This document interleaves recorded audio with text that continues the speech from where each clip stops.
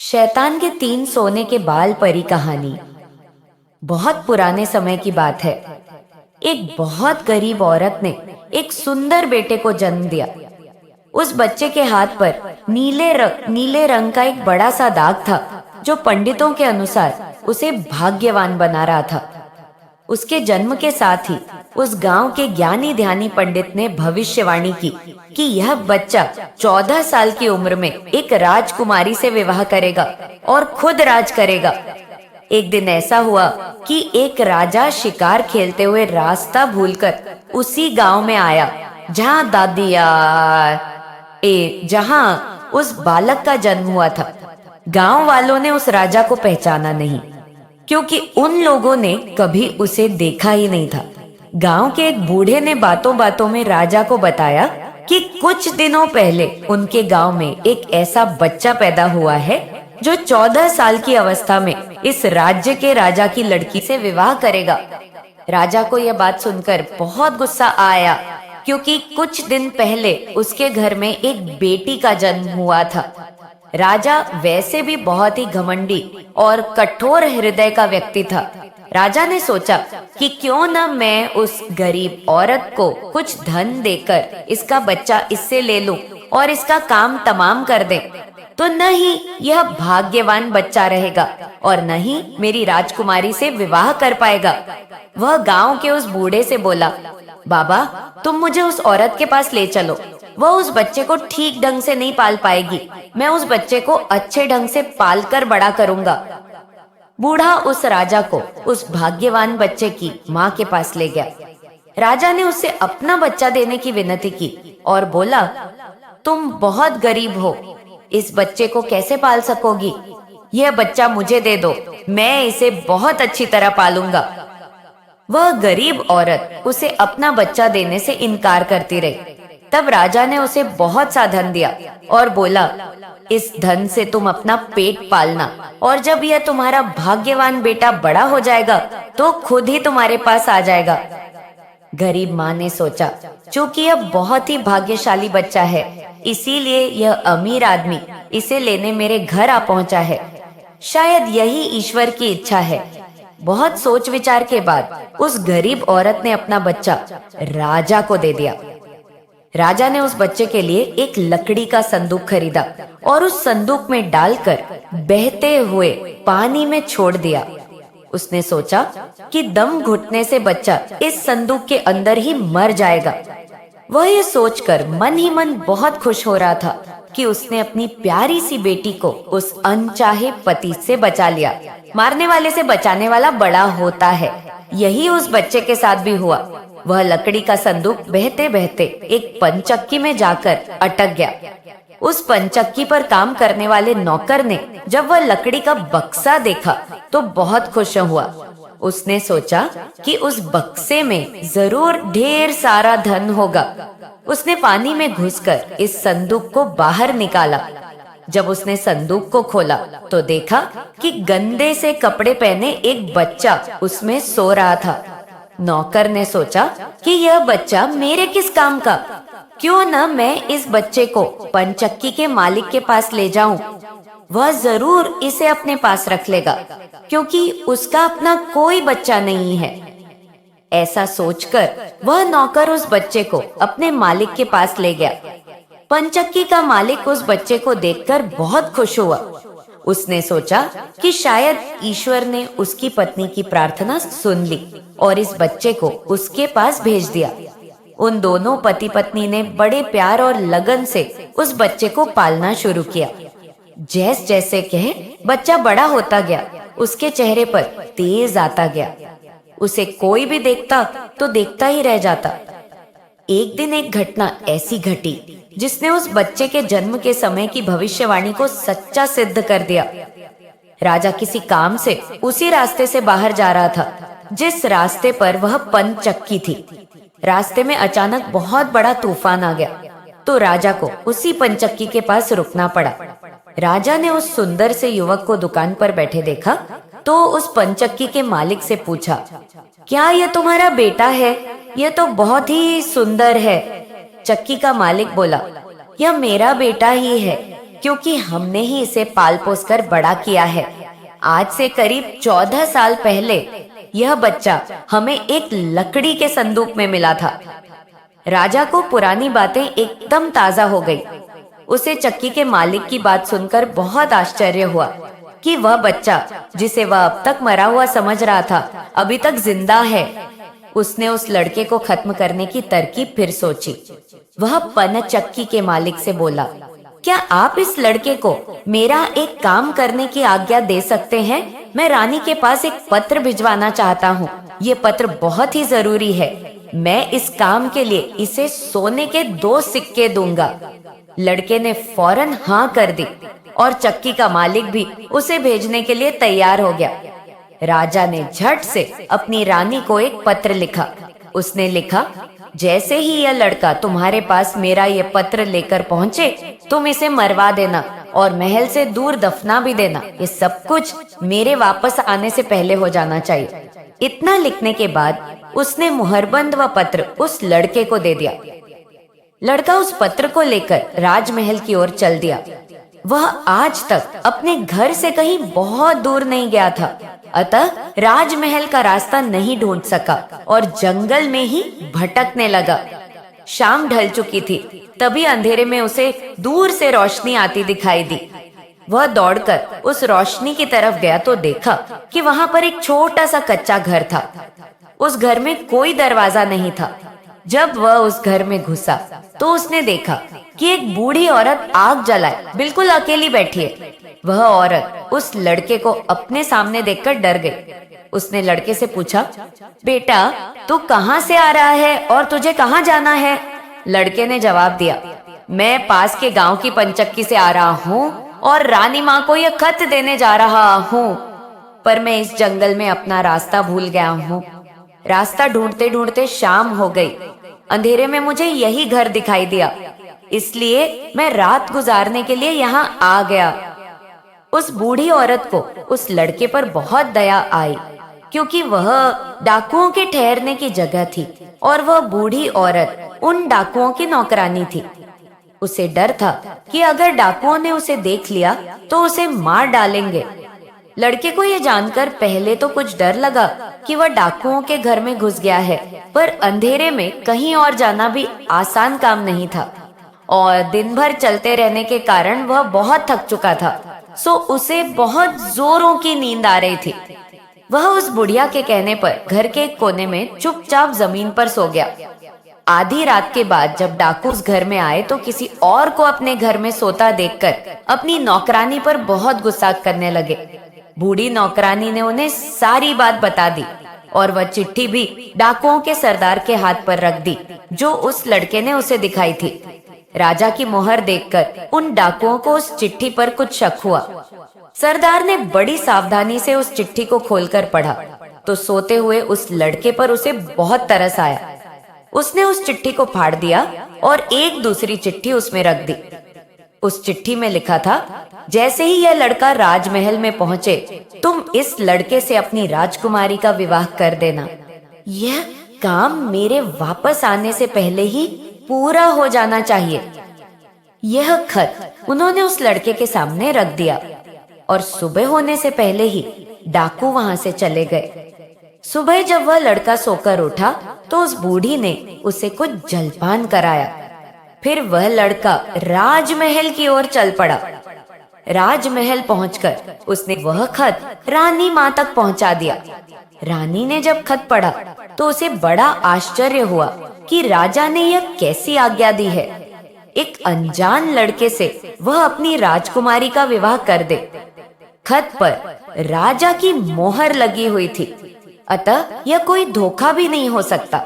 राजा के वापस आने से पहले ही उसे अपनी बेटी का विवाह इस लड़के से करना था। रानी ने लड़के को अपने पास बुलवाया। उसका भोला भाला और सुंदर चेहरा उसे बहुत पसंद आया और उसने अगले ही दिन उससे अपनी बेटी का विवाह कर दिया। लड़का राजकुमारी के साथ सुख से उस महल में ही रहने लगा। कुछ महीनों बाद राजा वापस अपने राजमहल में आया तो उस लड़के के बारे में जानने के लिए बहुत उत्सुक था। पर उसे जब यह पता लगा कि रानी ने राजकुमारी का विवाह उसी लड़के से करवा दिया है, तो उसे बहुत गुस्सा आया। जिस बात को वह नहीं होने देना चाहता था, उसकी पत्नी ने वैसा ही कर दिया। उसने अपनी पत्नी से वह खत मांगा। राजा ने उसमें उस लड़के से राजकुमारी के विवाह की बात लिखी देखकर हतप्रभ रह गया। उसे लड़के पर शक हुआ कि वह पढ़ा लिखा है, जरूर रास्ते में खत बदल दिया होगा। उसने लड़के को अपने पास बुलवाया और उसे सच्चाई बताने की आज्ञा दी। लड़का बोला, हे राजन, मुझे कुछ नहीं पता कि इस खत में आपने क्या लिखा था, क्योंकि मैं तो इसे ऐसा ही लेकर आ गया। हाँ, जंगल में मैंने एक पुराने घर में रात जरूर गुजारी थी, क्योंकि मैं राजमहल का रास्ता नहीं ढूंढ पाया था और जंगल में भटक गया था। राजा को उस लड़के की बात पर विश्वास नहीं हुआ। वैसे भी राजा को उस लड़के से बहुत नफरत थी। वह नहीं चाहता था कि उसकी बेटी से शादी करने के बाद वह इस राज्य का राजा बने। वह लड़के से बोला, मेरी गैर हाजिरी में रानी ने मेरी बेटी की शादी तुझ कंगाल से कर दी है, पर मैं इस शादी को तब तक अपनी सहमति नहीं दूंगा जब तक तू मुझे शैतान के 3 सोने के बाल नहीं लाकर देगा। जब तू ये 3 सोने के बाल मुझे देगा, तभी सही मायने में उसका पति बन पाएगा। राजा ने ऐसी असंभव शर्त इसलिए रखी थी कि 3 सोने के बाल ढूंढते ढूंढते ही ये लड़का कहीं मर खप जाएगा। इस प्रकार उसे इस लड़के से अपने आप छुटकारा मिल जाएगा। अब लड़के के आगे राजा की आज्ञा का पालन करने के अलावा कोई और रास्ता नहीं था, क्योंकि अगर वह राजा की आज्ञा का उल्लंघन करेगा तो भी राजा उसे मरवा देगा। इससे अच्छा है कि बाहर जाकर ढूंढने पर शायद वह 3 सोने के बाल लाने में सफल हो जाए। वह अगले दिन मुंह अंधेरे ही शैतान के सोने के बाल ढूंढने निकल पड़ा। चलते चलते वह एक बड़े शहर में पहुंचा। शहर की सीमा पर एक बड़ा सा गेट था, जिस पर हथियारबंद सिपाही पहरा दे रहा था। सिपाही ने उस लड़के से पूछा, यहाँ तुम्हारा क्या काम है? क्या तुम कुछ समझते और जानते हो? लड़का बोला, मैं सब कुछ समझता और जानता हूँ। सिपाही बोला, अगर तुम सब कुछ जानते हो तो हम पर भी एक मेहरबानी करो। हमें भी बताओ कि शहर की सीमा पर यह जो कुआं है, पहले इससे मीठा पानी निकलता था, पर अब इसमें पानी ही नहीं है। यह सूख गया है, क्यों? लड़का बोला, अभी तुम थोड़ा सब्र करो, जब मैं अपना काम खत्म करके वापस आऊंगा तो तुम्हें बताऊंगा। इतना कहकर वह गेट से निकलकर आगे गया। उसके बाद वह दूसरे शहर के बड़े से गेट के पास पहुंचा तो वहां पर भी एक हथियार बंद सिपाही पहरा दे रहा था। उस सिपाही ने भी उस लड़के से पहले वाले सिपाही जैसा सवाल पूछा तो लड़के ने उसे भी वही जवाब दिया। सिपाही बोला, अगर तुम सब कुछ समझते और जानते हो तो कृपा करके मुझे इतना बताओ कि इस शहर की सीमा पर जो सेब का पेड़ लगा है, उसमें पहले सोने के सेब लगते थे, पर अब यह पूरी तरह सूख गया है। अब इसमें पत्तियां भी नहीं लगती। ऐसा क्यों? लड़का बोला, थोड़ा इंतजार करो, अपना काम पूरा करके आने पर मैं इसका जवाब तुम्हें बताऊंगा। इतना कहकर वह आगे चल दिया और चलते चलते तीसरे शहर की सीमा पर पहुंचा तो वहां पर एक बड़ी सी नदी थी, जिसमें एक छोटी सी नाव थी और एक नाविक उस पर बैठा था। नाविक ने उससे पूछा, तुम यहाँ क्यों आए हो और यहाँ के बारे में क्या समझते जानते हो? लड़का बोला, मैं सब कुछ जानता हूँ। नाविक बोला, अगर तुम सब कुछ समझते और जानते हो तो कृपा करके मुझे बताओ कि आने जाने के इस काम से मुझे छुटकारा कैसे मिलेगा? लड़का बोला, इस सवाल का जवाब मेरे वापस आने पर तुम्हें जरूर मिलेगा, पर पहले तुम मुझे नदी पार करवाओ। नाविक ने उसे अपनी नाव पर बैठाकर दूसरे किनारे पर छोड़ दिया। जैसे ही वह नदी के दूसरे किनारे पर गया, उसे वहां नीचे की ओर जाने वाला कच्चा और अंधेरा सा रास्ता दिखाई दिया। वह उसी रास्ते पर चल पड़ा। काफी नीचे पहुंचने पर उसे एक बूढ़ी औरत आंगन में बैठी हुई दिखाई पड़ी। जैसे ही उसने उस घर में प्रवेश किया तो उस बूढ़ी औरत ने उससे पूछा, अरे बच्चे, तू कौन है और यहाँ पर क्यों आया है? तुझे पता नहीं कि यहाँ पर शैतान रहता है? लड़का बोला, मैं ठीक जगह पर आ गया हूँ।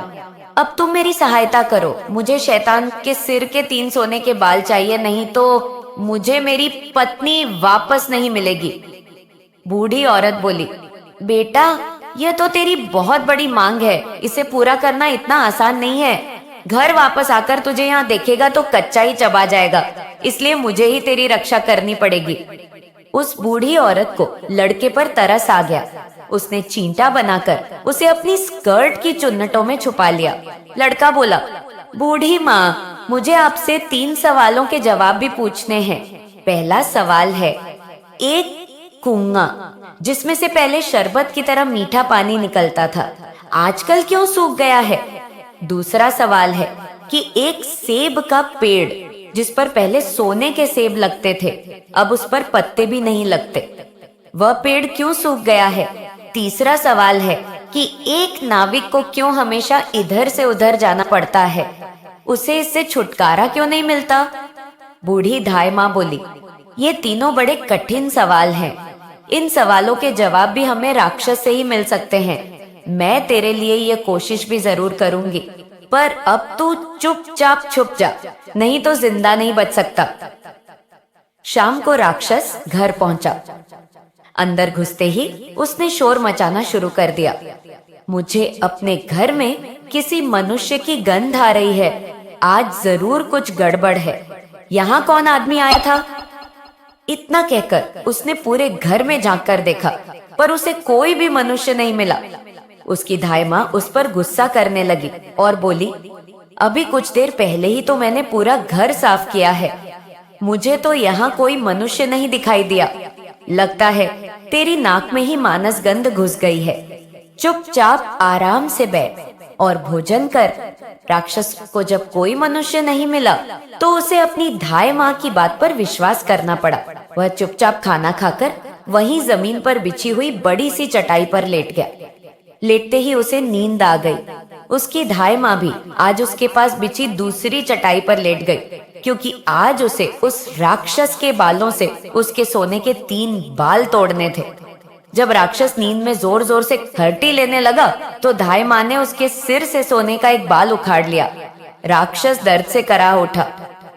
माँ, तू ये क्या कर रही है? मेरे बाल क्यों खींच रही है? धाय माँ बोली, बेटा, मैंने अभी भयंकर सपना देखा तो डर के मारे तेरे बाल पकड़ लिए। राक्षस बोला, ऐसा कौन सा सपना था जिससे तू इतना डर गई? बूढ़ी धाय माँ बोली, मैंने सपने में देखा कि बाजार वाला कुआं जिससे शरबत निकलता था अब सूखा पड़ा है। इसमें किसका कसूर है? राक्षस बोला, इसे सिवाय मेरे कोई नहीं जानता। उस कुएं के नीचे एक बड़ा सा पत्थर है और उसी पत्थर के नीचे एक बड़ा सा मेढक रहता है। अगर उस बड़े से मेढक को मार दिया जाए तो उस कुएं से फिर से शरबत निकलना शुरू हो जाएगा। इतना कहकर राक्षस फिर जोर जोर से खट्टी भरने लगा। धाय माँ को जब विश्वास हो गया कि राक्षस पूरी तरह से सो गया है तो उसने उसके सिर से सोने का दूसरा बाल उखाड़ लिया।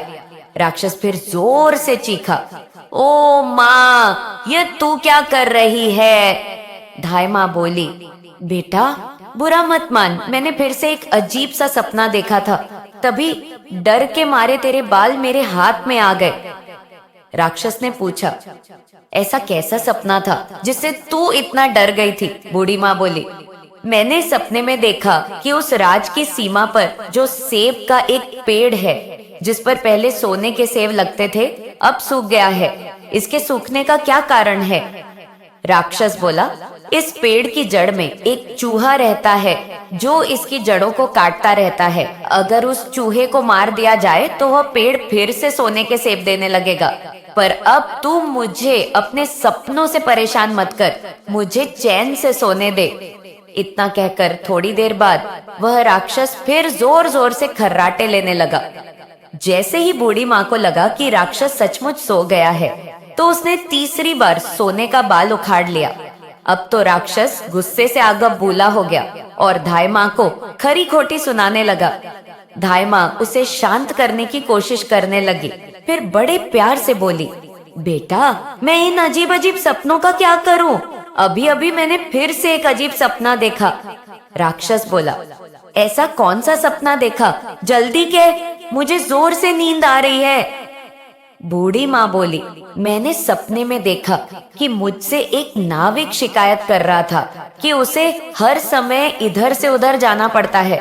उसे इससे छुटकारा क्यों नहीं मिलता? इसमें उसका क्या कसूर है? राक्षस बोला, वह नाविक मूर्ख है। जिस दिन वह किसी और आदमी के हाथ में अपना चप्पू दे देगा, उसे हर रोज के आने जाने से छुटकारा मिल जाएगा। इतना कहकर राक्षस फिर से अपनी चटाई पर लेट गया और खर्राटे लेने लगा। अब धाय माँ ने उस लड़के को अपनी स्कर्ट से निकाला और उसे 3 सोने के बाल देकर बोली, अपने तीनों सवालों के जवाब तो तू सुन ही चुका है। अब ये ले 3 बाल और तुरंत यहाँ से भाग जा। लड़के को असली रूप में करने के बाद धाय माँ ने झटपट उसे घर से बाहर निकाल दिया। लड़के ने हृदय से उसको धन्यवाद दिया और अपने ससुर के राज्य की ओर चल पड़ा। रास्ते में उसे फिर वही नाविक और पहरा देते हुए दोनों सिपाही मिले। नाविक ने जब उसे दूसरी ओर उतारा तो वह लड़का बोला, तुम अपना यह चप्पू किसी और के हाथ में दे देना, तभी तुम्हें इस रोज रोज के आने जाने से छुटकारा मिल जाएगा। जब सिपाही को उसने उसके प्रश्न का उत्तर बताया तो उसने बहुत सा धन एक गधे पर लादकर उस लड़के को इनाम के रूप में दिया। वह उस धन से लदे हुए गधे को लेकर जब पहले सिपाही के पास पहुंचा तो उसे भी उसके भी प्रश्न का उत्तर बताया। उस सिपाही ने भी बहुत सा धन एक गधे पर लादकर उसको इनाम दिया। अब वह सोने के 3 बाल और 2 गधों पर ढेर सारा धन लेकर अपने ससुर के पास पहुंचा तो उसे देखकर राजा हैरान रह गया। तीनों बाल और धन से भरे हुए 2 गधों को देखकर राजा ने उससे पूछा, तुम्हें ये इतना ढेर सारा धन कहाँ से मिला? लड़का बोला, मैं नदी के उस पार गया था, वहां मुझे बहुत सारा धन मिला। उसमें से कुछ धन मैं अपने साथ ले आया। राजा को लालच आ गया। वह लड़के से बोला, क्या मैं भी नदी के उस पार से तुम्हारी तरह कुछ धन ला सकता हूँ? लड़का बोला, क्यों नहीं, उस नदी में नाव पर एक नाविक बैठा है जो अपनी नाव से अब आपको उस पार ले जाएगा, पर आप उसका चप्पू उससे लेकर नाव को खुद चलाएंगे तो नदी की दूसरी ओर पहुंचकर ढेर सारा धन ले आएंगे। लालची राजा इतना सुनकर नदी की ओर चल पड़ा। वहां सचमुच ही एक छोटी सी नाव पर एक नाविक बैठा था। राजा उस नाविक के पास गया और हाथ से उसका चप्पू लेकर खुद नाव चलाने लगा। अब उस नाविक को रोज के आने जाने से छुटकारा मिल गया और राजा को उस नाविक की जगह हर समय नाव पर इधर से उधर जाने की सजा मिली।